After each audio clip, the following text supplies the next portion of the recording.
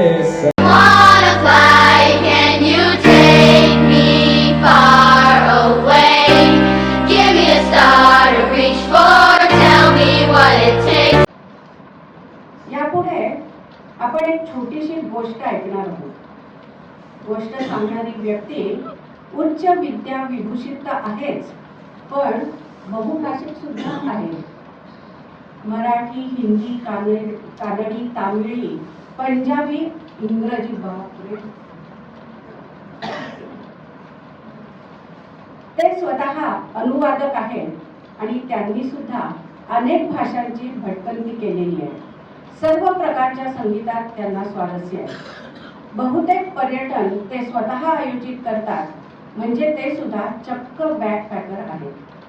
वयाच्या 75व्या वर्षी sir artificial इंटेलिजन्सचा वापर करतात. ChatGPT प्लॉट वापरून अनुवादाची कामं करत आहेत.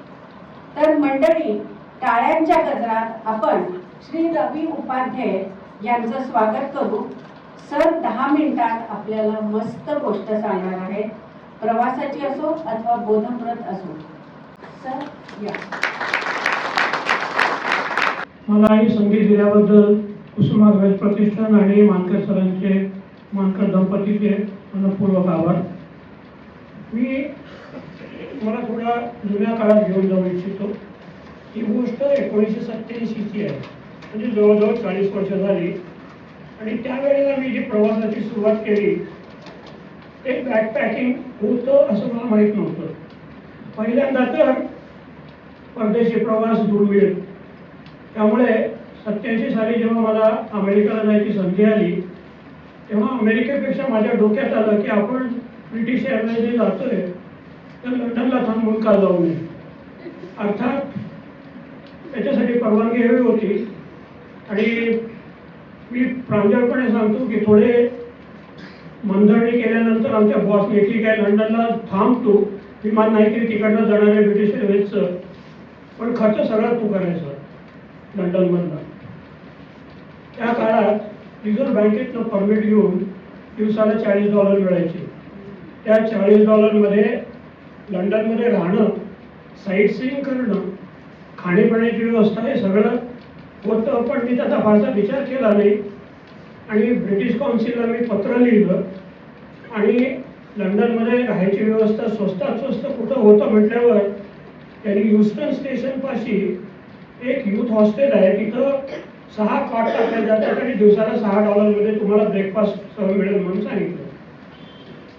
विचार केला नाही, माझा हिया केला म्हणायला हरकत नाही, कारण मी नाशिक आणि बेळगावचा कधी पलीकडे पाऊल सुद्धा दुसऱ्या राज्यात टाकलं नव्हतं. तर एनिवे अशा प्रकारे सुरुवात झाली. लंडनला पोहोचलो मी आणि पैशाची तर ददात होतीच, कारण प्रश्न होता की पुढचा अमेरिकेचा प्रवास होता. तिथं सुद्धा हातात जो खर्च होता ती काही कंपनी ज्याच्याकडे जाणार आहे त्याच्या करणार नव्हते. तर एनिवे लंडनहून विचारत बस घेतली आणि ह्युस्टन स्टेशन आहे तिथं, त्या स्टेशनपाशी यूथ हॉस्टेलमध्ये संध्याकाळी 6-6:30 पोहोचलो. 6 खाटात वेगवेगळ्या देशाचे लोक होते. पथारी पसरली. बाहेर हिंडलो तर त्यात मी शाकाहारी, त्यामुळे बाहेर गेलो, एक चिप्सचं पाकिट आणि मला वाटतं असंच काहीतरी खाल्लं आणि झोपलो. आणि दुसऱ्या दिवशी आता माझं असं लंडनला जायचं किंवा इंग्लंडला जायचं मुख्य कारण हे होतं की मला शेक्सपियरबद्दल प्रचंड आकर्षण होतं. दुसरं प्रचंड आकर्षण त्या काळात होतं, ते नंतर वाईट झालं, ते BBC बद्दल होतं. की BBCची इमारत बघायची, झालं तर राजवाडा बघायचा आणि शेक्सपियरचं जे गाव आहे स्ट्रॅटफोर्ड अपॉन एव्हन तिथं मात्र जायलाच पाहिजे. ती माझ्यासाठी पंढरी होती, कारण माझे वडील इंग्रजीचे प्राध्यापक असल्यामुळे घरी बरंच शेक्सपियरचं वातावरण होतं. त्यामुळे तो किती आणि त्यानंतर दुसऱ्या काही गोष्टी आपल्या महाराष्ट्रात सुद्धा त्याच्या अनेक नाटकाचं मराठी नाटकात बरंच रूपांतर झालं होतं आणि त्यात कुसुमाग्रज सुद्धा अग्रणी होते. त्यांच्या मूळ नटसम्राटची भूमिका हॅम्लेटमधूनच येते. तर एनिवे मग दुसऱ्या दिवशी सकाळी उठलो, आता स्वस्तात स्वस्त जायचं. मग जवळजवळ 3 किलोमीटर चालत स्टेशनपर्यंत गेलो. सामान एअरपोर्ट बस टाकलं होतं, कारण नाही तर टॅक्सी करावी लागली असती. त्यामुळे बॅकपॅक खरोखरच माझ्याकडे तेव्हा बॅकपॅक नसायचा, अशी एक पिशवी होती, ती पिशवी घेऊन स्टेशनवर पोहोचलो. लकीली त्या युथ हॉस्टेलने मला ब्रेकफास्ट पॅक करून दिलं होतं, सँडविच. त्यामुळे सकाळचं नाश्त्याची ददात संपली. ट्रेनमध्ये चढलो, थर्ड क्लासच तिकीट. तिथे तेव्हा 3 क्लास होते, पण अत्यंत सुंदर ट्रेन. ट्रेनमध्ये बसलो, स्टॅटफोर्डचं तिकीट काढलं होतं. वेगवेगळ्या देशातले लोक होते आणि मी सगळं बाहेरचं वातावरण पाहत होतो. सुंदर झरे, छोटे छोटे ब्रिजेस, मेंढरं करतायत. आणि पाहणारा माझ्या लक्षात आलं की मी एकटाच होतो. बाकी सगळी ब्रिटिश जनता पेपरमध्ये लोक घालून बसली होती. म्हणजे आपण मुंबईला फर्स्ट क्लासमध्ये सुद्धा पाहतो तोच प्रकार तिथं होता. हा नयन काय म्हणतात नयन नवोत्सव जो होता तो मी एकटाच पाहणारा होतो. आणि हळूहळू 1-1.5 तासात स्टॅटफोर्डला पोहोचलो. स्टॅटफोर्डला उतरल्याबरोबर साधारण 300 लोकांची जनता शेक्सपियरच्या स्टॅटफोर्डला जाण्यासाठी उतरली. परत प्रश्न आला, तिथं गायडेड टूर पूर्ण आहे तर त्याची किंमत वेगळी होती. आणि 25 किलोमीटर ज्या बसनी जायचं त्या बसनी गेलं तर बसचं तिकीट होतं. म्हटलं पाहू गाईड तिथं गेल्यावर कुठं भेटतो का. आणि मी बसमध्ये बसलो. बस सुरू झाली. डबल डेकर बस होती, वर उघडं म्हणजे पार जाता येतं.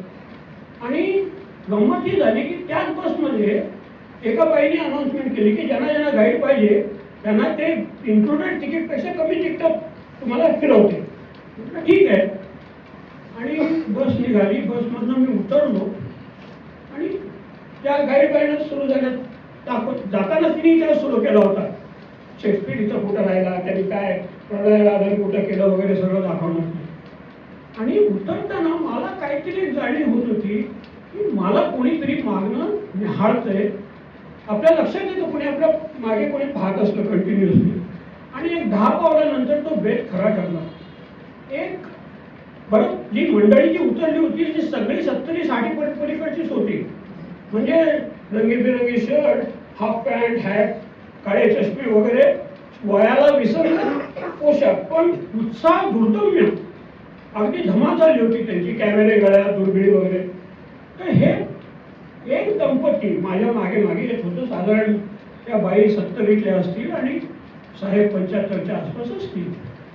आणि हळूहळू मग मला असं टॅप केलं, मला मदत कराल काय, कारण मला फारसं इंग्रजी येत नाही. ती काय बोलते कळत नाही, कुठं जायचं कळत नाही. म्हटलं ठीक आहे. मग जाता जाता ओघाने माझ्या लक्षात आलं की ते इटालियन वृद्ध जोडपं आहे. ते रोमहून आले होते. त्यांचा मुलगा लंडनमध्ये प्रतिथयश लॉयर होता. आणि मग त्यांनी मी हातात मिळाल्यावर आपली कहाणी सुरू केली की माझा मुलगा खूप मोठ्या हुद्द्यावर आहे, त्यांनी आम्हाला फर्स्ट क्लासची तिकीटं काढून दिली, खूप चांगला आहे. पण हळूच बाई म्हणाले पण काय करायचं, त्यांनी ब्रिटिश मुलीशीच लग्न केलं, आम्ही इटालियन मुलगी बघून ठेवली होती. हे झालं थोडक्यात 10 मिनिटात असा परिचय वाढत गेला. मग हे बाबा दुसऱ्या महायुद्धात वेस्पाच्या कंपनीत त्या काळी डिफेन्स इक्विपमेंट सुद्धा बनायची, तर तिथं फॉर्मन होते. आणि मी मेकॅनिकल इंजिनियर आहे म्हटल्यावर त्यांनी मग आपली कारकिर्दी समजून सांगायला सुरुवात केली. आणि हा बाई सुद्धा असा एक ढगाळ फुलाचा फ्रॉक, वर ढगाळ फुलाचा हे, डोक्यावर एक छान हॅट. आजोबा मात्र फुल सुटात होते, किरमिजी रंगाचा सूट. आणि बाकी सगळी जनता जी होती ती त्या हॉलिडेच्या वेशात होती. हे एकटेच एकदम फॉर्मल ड्रेसमध्ये. आणि ते काय म्हणाले की इटलीमध्ये असं बाहेर गेलं की आम्ही म्हातारे लोक व्यवस्थित ड्रेस असतो म्हणून मी ड्रेस द्या, हे एक्सप्लेनेशन लिहून टाकलं आहे. म्हटलं ठीक आहे. हळूहळू सहज वेळ जायला लागली. त्या बाई समजावत होत्या आणि आम्ही नेमकं रेंगाळत होतो. म्हणजे मला ज्याच्यात इंटरेस्ट होता स्थळदर्शन ते ह्या दोघांमुळे, पण मी त्यांच्यात गुंतत गेलो. Let me be very frank. मला त्याची खंत फारशी वाटत नव्हती, पण त्या गाईड बाई एक्सप्लेन करत होत्या की इथं त्यांनी लिहिली नाटकं. त्यानंतर ब्रॅडफोर्ड अपॉन एव्हनमध्ये त्यांनी ते प्रियाराजन, ते हॅन कॉटेज, त्याची जी प्रेयसी होती ते झालं. नंतर तो कुठे शिकला, त्याचं घर कुठलं वगैरे सांगत होत्या बाई. आणि आम्ही आपलं नेंगाळत होतो, कारण हे दोघं होते. आणि त्यांनी सगळी आपली इत्थंभूत कथा सांगत गेले की मग वेस्पामध्ये असताना त्यांना खूप मोठं अवॉर्ड मिळालं. बॉसने त्याला मग नंतर मॅनेजिंग डायरेक्टरचा PA म्हणून ठेवून घेतलं. आणि यांना 5 मुलं वगैरे असे छान संबंध जुळले. तोपर्यंत लंच टाईम झाला. आणि माझ्या एक लक्षात येत होतं की यांची जवळी खूप मलाही आवडायला लागली आहे. एक माणूस या दृष्टीने दोघंही खूप जिव्हाळ्याने बोलत होते. आणि लंच टाईम झाल्यावर माझा परत प्रश्न चिन्ह, लंचला जायचं कुठं? आमची दादा ती होतीच, कारण हॉटेलात जायचं नाही, पैसा परवडणार नाही. गंमत म्हणजे हे दोघेही जायला रिलक्टंट होते. म्हटलं तुम्ही ना, नाही नाही, I brought something, you also join with me. मग त्यांनी मोठी ती बास्केट असते ना, ती बास्केट उतरली, त्याच्यात सँडविचेस, बिअरचे 2 कॅन आणि हे सगळं आम्ही हिरवळीत बसलो. खाऊ पिऊ घातलं, मला एक बिअरही पाजली, मला मी घेतली त्यांच्याबरोबर. म्हटलं ठीक आहे. आणि लंच नंतर मग त्या बाई साधारण 1:30 वाजता आता पुढे थोडी सहन करूया म्हणाली. तोपर्यंत सगळे 60-65 पैशाचे ढेपाळले होते. कसलं काय, कारण चालावं लागतं ना टूरमध्ये भरपूर. आणि ती मग सगळं दर्शन काय काय, इथं शेक्सपिअरचा बाजार बिजार कोणाला इंटरेस्ट नव्हता. 2च्या सुमाराला म्हणाले आता आपण शेक्सपिअरचं नाटक लाईव्ह पाहू, कारण खूप नावात तुमच्या लक्षात असेल की BBC वर जी नाटकं यायची तेव्हा डेव्हिड ऑलिव्हियर पासून खूप प्रसिद्ध लोक नाटक सादर करायचे. आणि त्यांच्यासाठी शेक्सपिअरच्या गावी नाटक सादर करणे एक पर्वणी असायची, एक मोठा मानाचा बिंदू असायचा. तर त्या दिवशी ते डेव्हिड ऑलिव्हियर सादर करणार होता. आणि एव्हाना सगळे थकले होते, बिअरी बरीच चढली होती आम्हाला तरी. आणि थिएटरमध्ये मग त्या बाईने सोडलं, जाताना सांगितलं गाडी बाईने, हे पहा 8 बसेस आहेत, तुमची 7 नंबरची बस आहे. लोक वेंधळ्यासारखे भलत्या बसमध्ये चढतात, आम्हाला उशीर होतो, त्यामुळे तुम्ही जर चुकला तर आम्ही जबाबदार नाही. तर तुम्ही आमच्या या दंपतीला काही कळेच ना, काय म्हणते काय म्हणते. म्हटलं तुम्ही काळजी करू नका, मी येतो. मग त्या माझ्याबरोबर थिएटरमध्ये आला, एअर कंडिशन, गुबगुबीत सीट, खाली कार्पेट. नाटक सुरू झालं आणि 15 मिनिटात अख्खं थिएटर भरायला लागलं, कारण कोणाला आगामी इंग्रजी कळे ना, दुसरं थकलेले आणि तिसरं पायपीट भरपूर झालेली. त्यामुळे 2:30 वाजता सुरू झालेलं नाटक मला वाटतं 4च्या सुमाराला संपलं असेल. लाईट लागल्याबरोबर पब्लिक उभ्या म्हणून टाळ्या वाजवायला लागलं. तोपर्यंत माझी थोडी 5 मिनिटं जास्ती झोप होती, ते टाळ्या वाजवत आहेत म्हणून मी टाळ्या वाजवल्या, मी टाळ्या वाजवतोय म्हणून ते कपल पण टाळ्या वाजवले. चला संपलं. मग आम्ही बसमध्ये आलो. परत संध्याकाळचा चहा बिया त्यांनीच पाजला, म्हणजे दिवसाभरात माझा खर्च झाला नाही, हे जरा नमूद करून द्या. त्यानंतर बसमध्ये बसलो, ह्युस्टन स्टेशनवर आलो. तोपर्यंत मग आता मुलांच्या गप्पा जरा कमी झाल्या होत्या, कारण परत बोलून झालं होतं ना. कारण त्यांनी मला अनेक प्रश्न विचारले, तुझी नोकरी कशी होते, कुठं असतो, पगार वगैरे ठीक असतो का. मग मी म्हटलं मला 2 मुली. त्यांच्या संस्कृती सुद्धा, अरे रे 2 मुली का, मुलगा नाहीच का, हे झालं. आणि हा म्हातारा तिला म्हणत होता, अरे तू काय विचारतोस त्याला, काहीतरी, म्हणजे तो डोळ्याने वटारत होता. हे मी नोटीस केलं. झालं. मग ट्रेन आली, ट्रेनमध्ये चढलो, ट्रेन सुरू झाली. टेलिफोन नंबर एक्सचेंज केले आम्ही.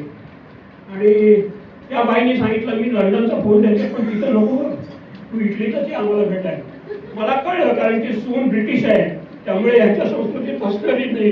हे सगळे अंडरकरंट हळूहळू कळत होते. झालं. ट्रेन सुटली.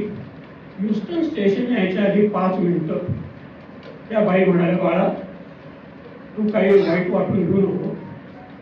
त्यांचं दोघांचं नावही सांगतोय, जॉनी आणि मॅरिया पाचिनो. आपला आल पाचिनो आहे ना, त्याच आडनावाचं.